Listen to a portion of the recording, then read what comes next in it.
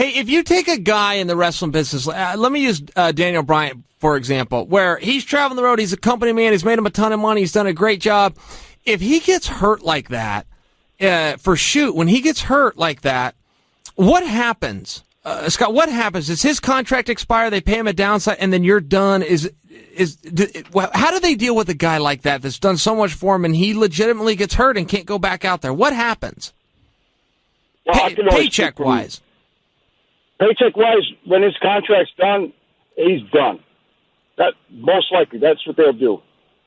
They don't care what you've done for him before, how much money you made. I bring up Rey Mysterio because he made so much money for them in merchandise because he was so popular with the Mexican fans. Mexican fans are loyal to Mexican wrestlers.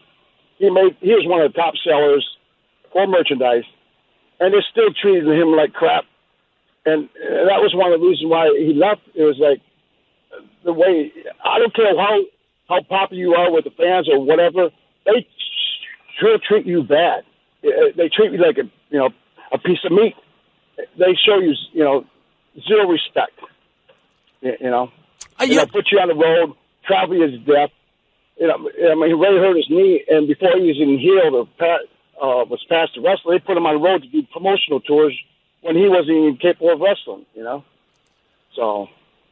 Yeah, and I've heard guys say that. I was hoping for a different answer. I was hoping that there was an insurance policy or there was or they could find a way to use a guy in some capacity. But I had a feeling you were going to say that answer. I watched a Stone Cold Steve Austin interview one time when he broke his neck from Owen Hart.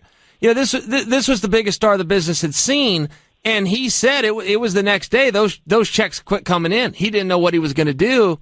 And he wasn't bagging on the company or anything. He was just making an observation, but I picked up on it. I was watching one of these shoot interviews, and I'm going, man, is that really how it works? You get a guy like Stone Cold, he gets dropped on his neck. It's of no fault of his own. I don't give a damn if you're on a job site.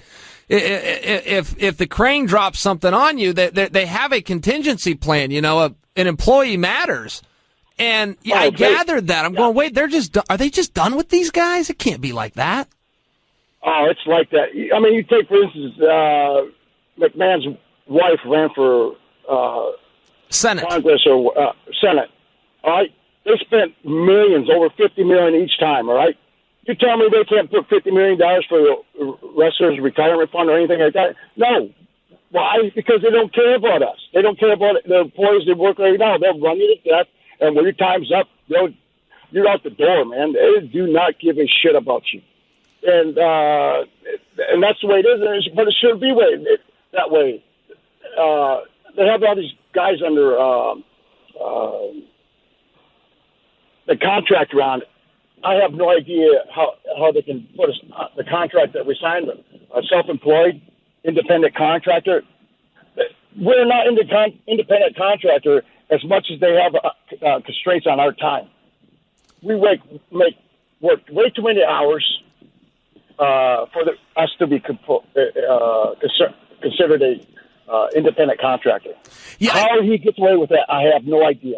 And you are right, and you don't have to be a lawyer to understand those. Those independent contractor laws are pretty damn straightforward. If somebody has to be somewhere at a specific time, then they're not an independent contractor. So I agree with you. The wrestlers that have to make a flight and have to make the towns and have to be on TV at a specific, that's literally one of the things for independent contractors. You cannot tell a guy where to be or when. Then you start trading time for dollars. So you're completely right about that. If that was ever challenged, you wouldn't have to get to the Supreme Court. You could take one look at that and go, yeah, man, these guys are not independent contractors. Right. And I have no idea how he gets away with it.